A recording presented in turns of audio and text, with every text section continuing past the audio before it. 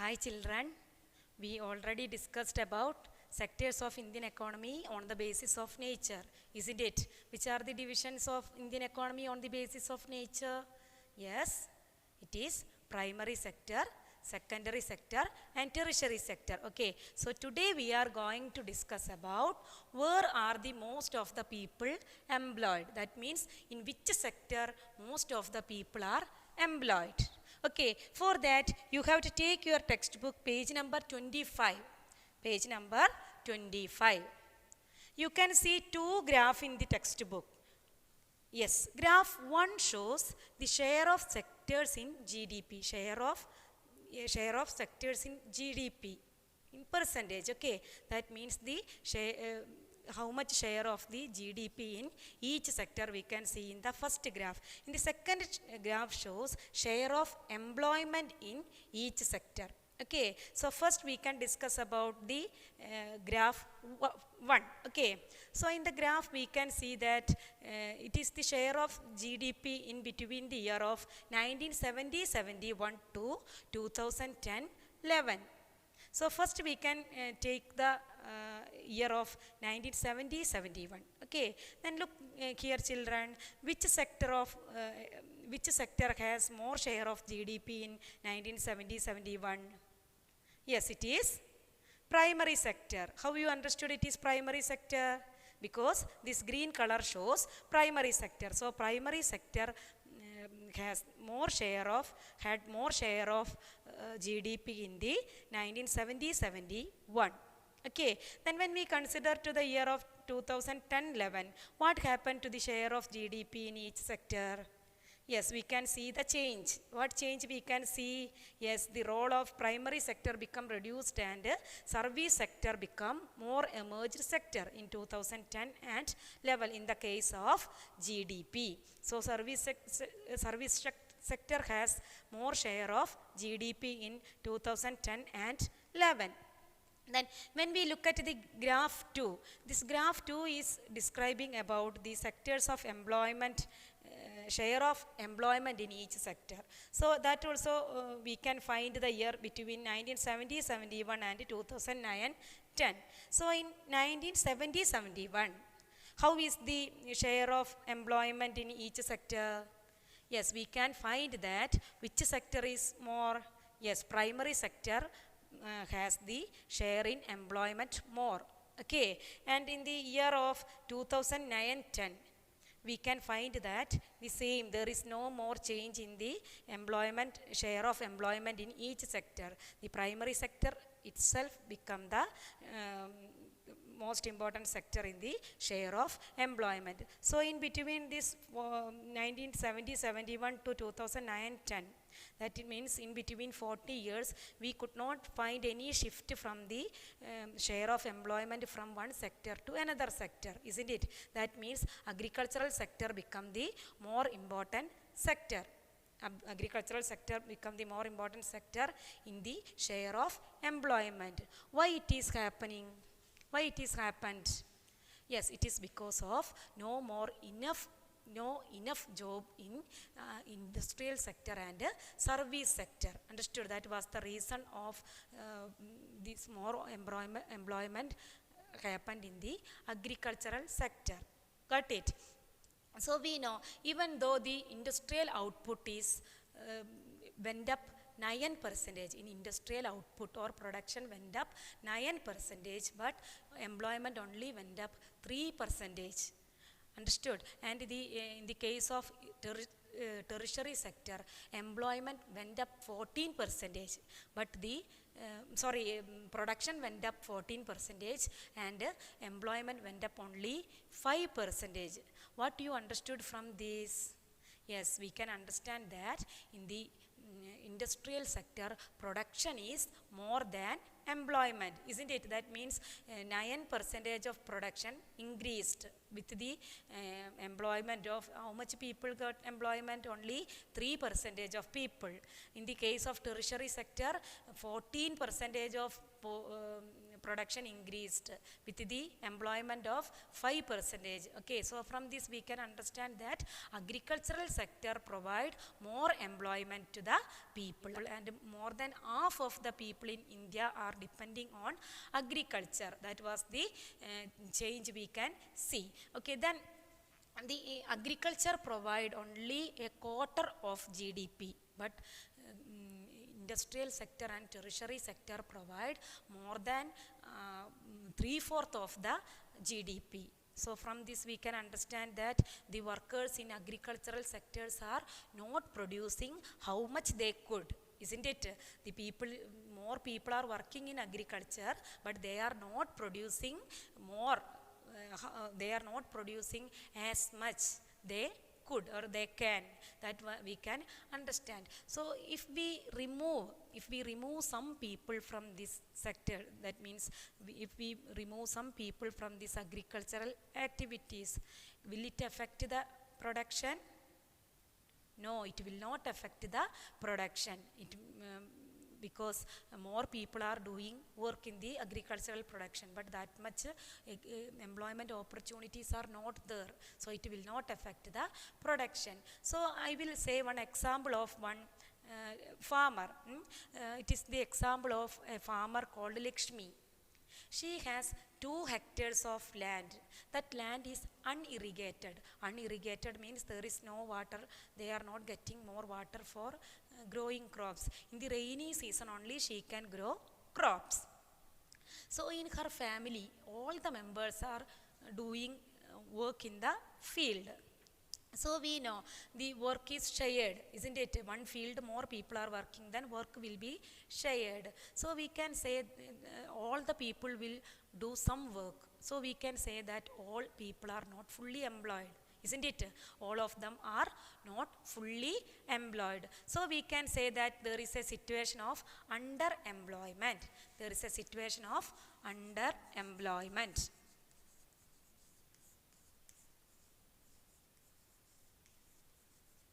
So underemployment means more people are doing in one place, but there is no more, they will share the work and they will not get fully, they are not fully employed. That situation is called underemployment. So what is unemployment means? Unemployment. Yes, what is unemployment? Unemployment means people are willing to do work. People are willing to do work. Willing to do work, but they are not getting enough job. Not getting enough job. That situation is called unemployment. Understood?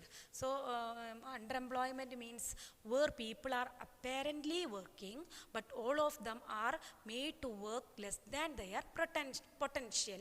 That means where people are apparently working, but all of them are made to work less than their potential. So we know now we have to study about new type of unemployment. It is disguised unemployment. Disguised unemployment.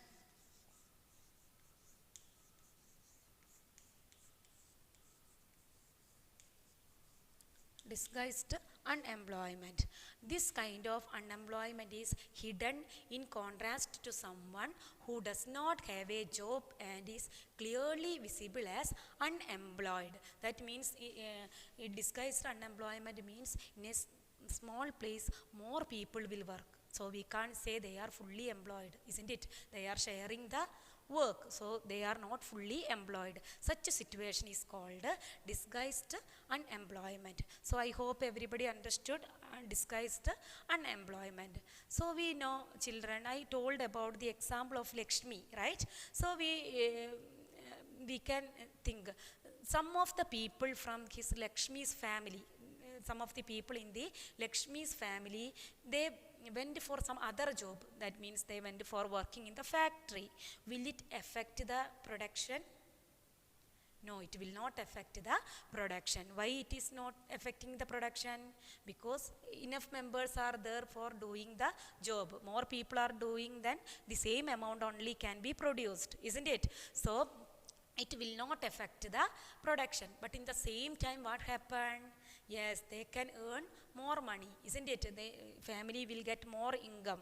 They can earn money from that work also. So it will increase as the income of the family. So in India, many farmers are there like Lakshmi. They are removing from their job, and they are going to work in some other work, and they are earning some other income for the family. Okay, so I hope everybody understood about this much. Everybody understood. Then we can see that, children, there is underemployment is not only in the agricultural sector. We can see in other sectors also. Underemployment can be seen in other sectors also. For example, we can say that the people, those who are working as a plumbers, painters, and some repairing workers and all, they are not getting enough job every day, isn't it? They are not getting daily job. So one day job is there, then next day there will not be job. Like that only their condition, isn't it? Then we can say another example that some people are pulling the cart, right? Some people are pulling the cart. How is their income? Yes, they need to spend full day for pulling that cart for selling their things, right? But they are not getting enough money from their job, isn't it? But they are forced to work in that job because there is no employment opportunities for them. Understood? So everybody understood how to where are the most of the people employed? So we can conclude that in the case of 1970-71 to 2010-11, we can find that agricultural sector is the more important employer in India. Understood? Okay, then we can take the next topic. So next topic is how to create employment in each sector. Okay.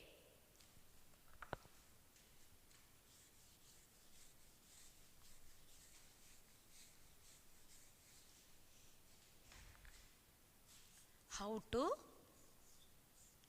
create employment in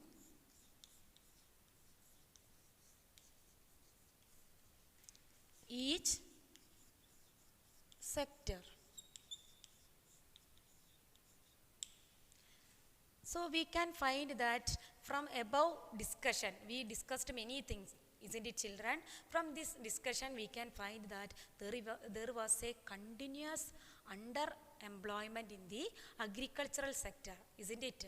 So we can find how can we increase, how can we create employment in each sector. Okay, so let us start the example of Lakshmi. Okay, so we know, I already told about Lakshmi is a farmer, poor farmer. She has a 2 hectares of land, we discussed, but it is unirrigated land. So how the government can help her? Yes, how the government can help her?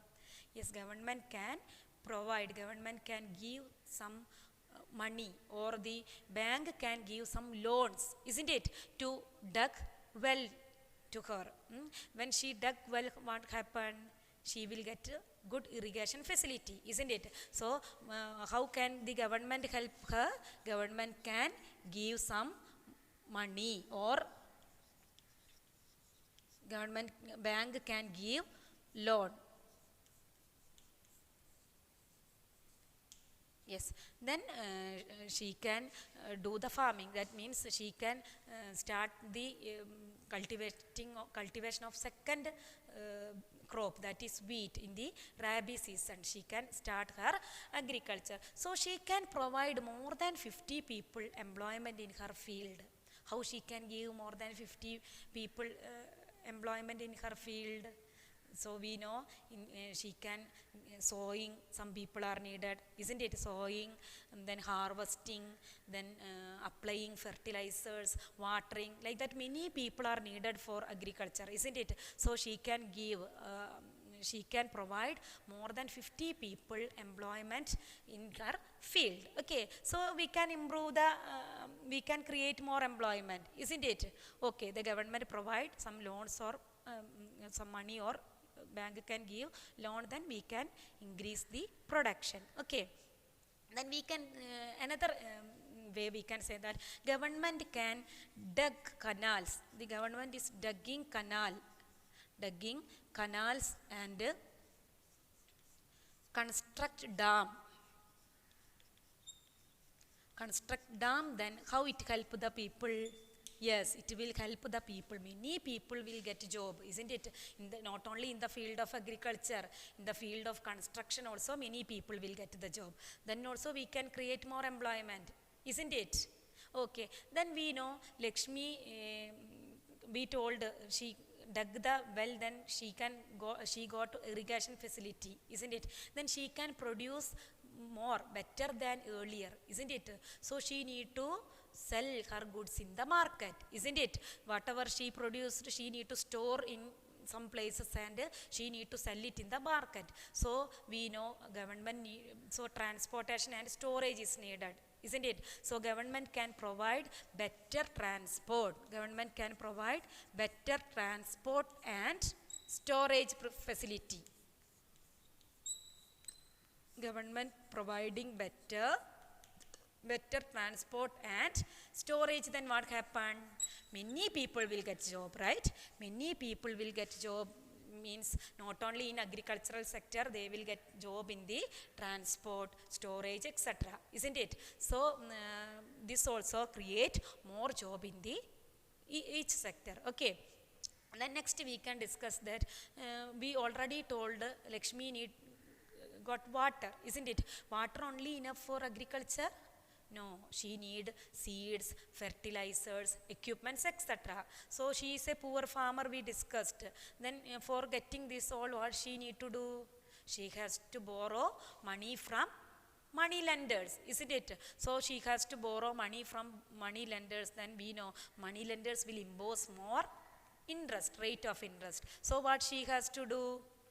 She can't borrow money from money lenders and she can't repay it. So what the government can do? Government can provide some money as a credit. Okay, so next one, government can provide money as a credit. So she can improve her agriculture and many people will get employment. Okay, then what else we can do? We can promote industries. We can promote industries in the semi-rural areas. Semi-rural area means which area? Yes, that means little bit developed villages will be there. That is semi-rural area. So in the semi-rural area we can promote industry.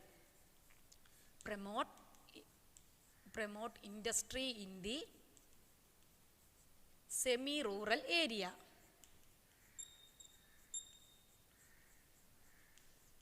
Yes, if we promote industry or promote or locate industries in the semi-rural area, then many people will get a job. Then we know some people, they are living near the forest. Some villagers are living near the forest. How can they earn money? Yes, they can sell honey. We know forest is a place where get this honey, isn't it? So they can sell honey in the market and they can earn money. So many people will get a job through that, isn't it? So we can create more employment. Then we can say that some of the children, now in the how is the condition of India? We know many children are going to school, isn't it? But now also we can see some children are not going school, right? Why they are not going school? They are considered as child laborers, right? So what the government can do? If they are going to school, then government can start many schools, right? So government starting many schools, then many people will get job. Isn't it? More than 20 lakh of people will get job, because in a school we need teachers. They need to appoint teachers, staffs, need to make new school also, isn't it? So many people will get job through this. Government is starting a new school then. Okay, so next we can say that tourism. In the case of tourism also, the government is spending more money for tourism than what happened. Many people, more than 3 lakh of people will get job, isn't it? That means tourism is very important in India. So many people are working in this sector. So if the government is improving the tourism sector, then many people will get job. So in the field of tourism also many people will get job. And the government is trying to improve the health condition of the people. Then what happened? The government need to start more hospitals, health care centers. Then also many people will get job, isn't it? So we can find that we discussed many things about this, how to create job in each sector. Will this all are possible, children? The government can government can concentrate this all in a short period of time? No, it cannot be possible. So it take a long time. So government started an act, right to work act started. Government started an act, right to work act.